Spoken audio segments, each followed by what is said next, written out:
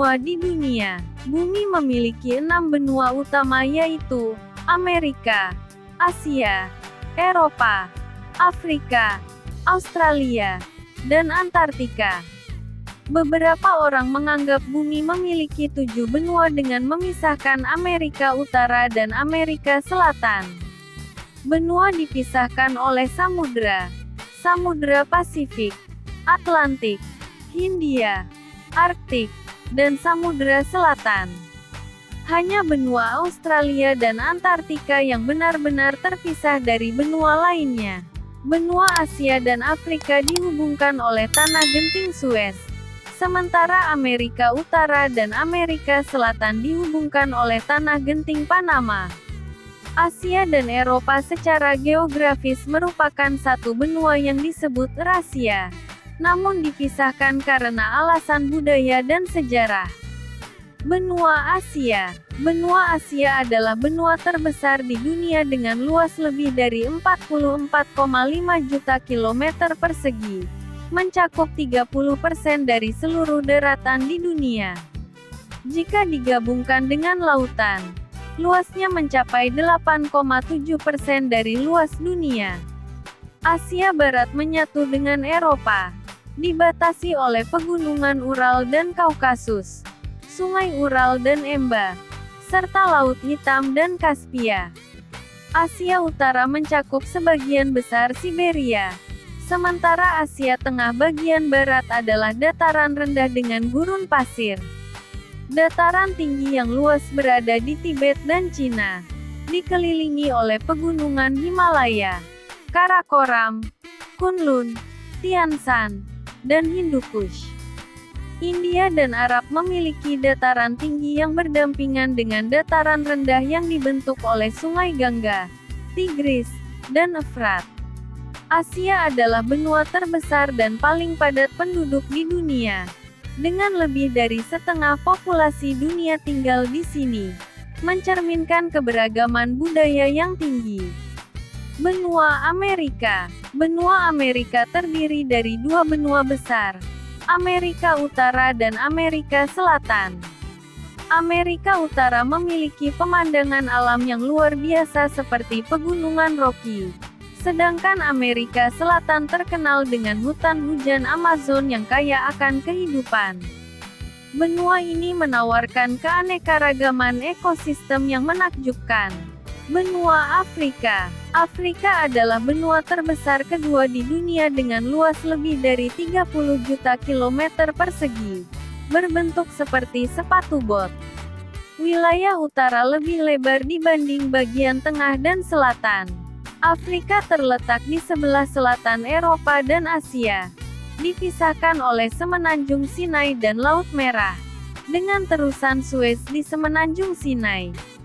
Wilayah utara dan barat Afrika berupa dataran rendah, sedangkan bagian selatan dan timur adalah dataran tinggi dengan lereng curam dekat pantai, sehingga pantai-pantainya sempit. Afrika menawarkan pemandangan savana luas, gurun spektakuler, dan kehidupan liar yang melimpah. Benua ini kaya akan budaya dari berbagai suku, seni tradisional yang megah, dan sejarah panjang yang menjadikannya penuh inspirasi. Benua Eropa secara fisik menyatu dengan Asia dan terdiri dari beberapa semenanjung seperti Skandinavia, Balkan, Iberia, dan Italia. Eropa dan Afrika dipisahkan oleh Laut Mediterania. Eropa memiliki 3 kelompok bangsa utama, Germania, Romania, dan Slavia. Benua ini memiliki iklim dingin dan sedang dengan 4 musim. Musim panas, gugur, dingin, dan semi.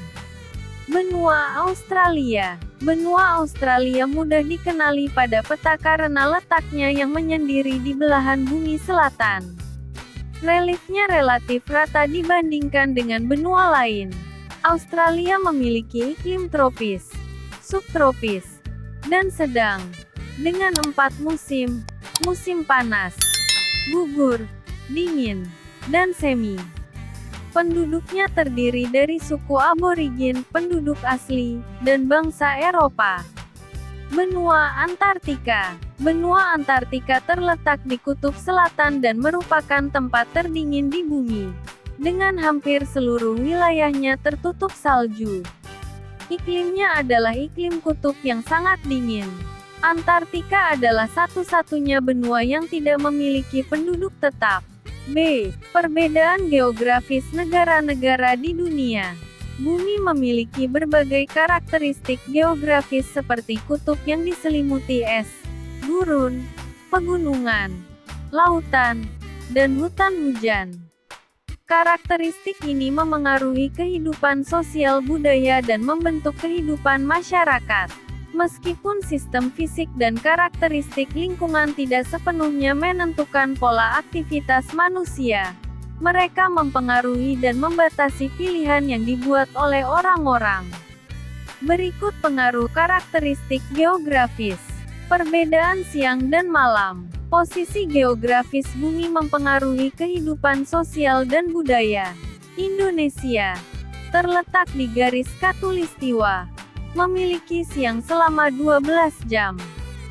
Sebaliknya, Islandia dekat kutub utara memiliki siang hanya 3-5 jam, membuat masyarakatnya harus beradaptasi dengan kegelapan. Mereka bangun dengan bantuan alarm dan menyalakan lampu lebih lama, dengan listrik yang disediakan murah oleh pemerintah. Aktivitas di Islandia sering dilakukan dalam kondisi gelap. Di Indonesia, sinar matahari membantu bangun, bekerja, sekolah, berolahraga, dan bertemu teman pada siang hari. Sementara malam digunakan untuk beristirahat. Di Islandia, matahari tidak bisa dijadikan patokan aktivitas.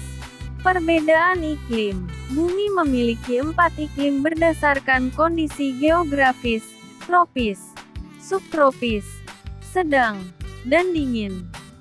Iklim mempengaruhi berbagai aspek kehidupan seperti jenis pakaian, sistem transportasi, masa panen dan bercocok tanam, infrastruktur, dan kebutuhan rumah tangga. Iklim juga mempengaruhi kebudayaan manusia. Topografi. Topografi adalah studi tentang relief bumi, termasuk ketinggian dan elemen geografis seperti sungai, danau, gunung, dan kota. Kota dengan topografi yang mudah dijamah cenderung lebih maju dan dihuni masyarakat yang heterogen dengan berbagai kebudayaan, berkat aksesibilitas dan teknologi.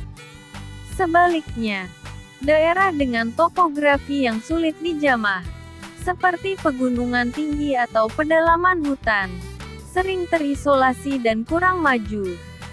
Masyarakat di daerah tersebut cenderung lebih homogen dengan kebudayaan yang masih kental, karena sulitnya akses teknologi dan interaksi dengan luar. Ketersediaan air. Di daerah dengan ketersediaan air bersih yang cukup, air dianggap sebagai hal biasa dan digunakan secara rutin untuk kebutuhan hidup, kebersihan, dan bahkan air keran sering bisa diminum.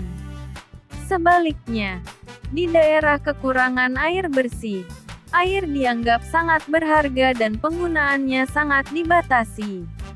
Penduduk di daerah tersebut sering harus menempuh jarak jauh untuk mendapatkan air yang belum tentu bersih dan menggunakannya hanya untuk kebutuhan esensial seperti minum dan memasak. Ketersediaan air mempengaruhi pola hidup, budaya, dan persepsi seseorang terhadap nilai air. Ketersediaan sumber makanan. Kondisi geografis mempengaruhi ketersediaan sumber makanan.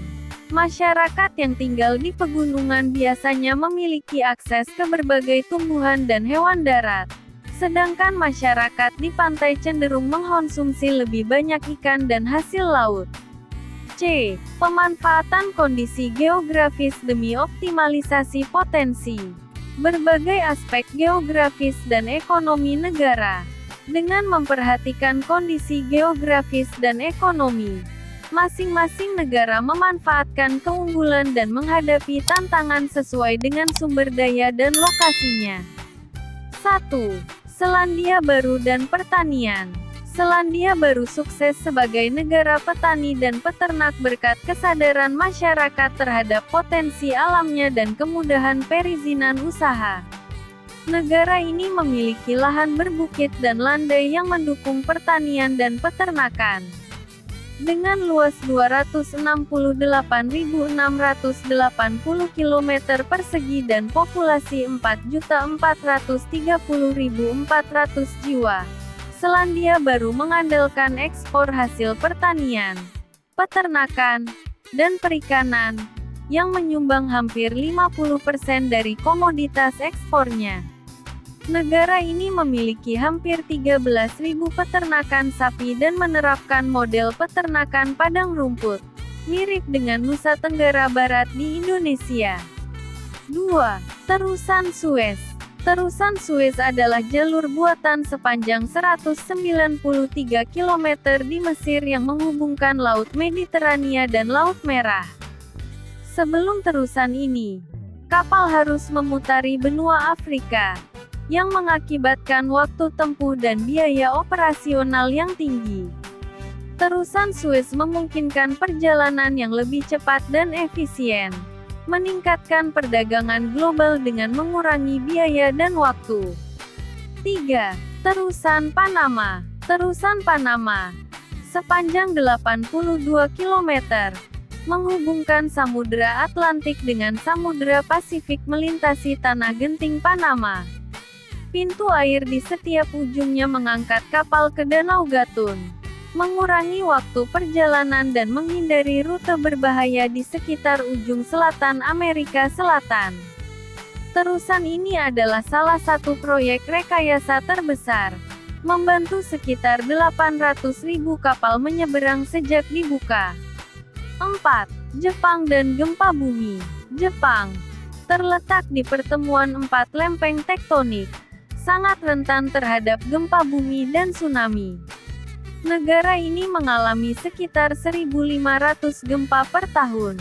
Jepang mempersiapkan diri dengan sistem peringatan gempa di ponsel, rumah dan bangunan tahan gempa, serta sistem pencegahan bencana yang melibatkan pelatihan dan fasilitas darurat. 5. Singapura dan keterbatasan sumber daya alam. Singapura, negara maju di Asia Tenggara, tidak memiliki sumber daya tambang dan bergantung pada sektor industri dan jasa seperti pariwisata, perbankan, dan elektronik. Singapura mengandalkan SDM unggul dan lokasi strategis sebagai pusat perdagangan global. Pelabuhan Singapura adalah salah satu yang tersibuk di dunia, mempermudah ekspor dan impor serta mendongkrak pendapatan negara. Pemerintah Singapura juga berfokus pada pembangunan ekonomi yang ketat.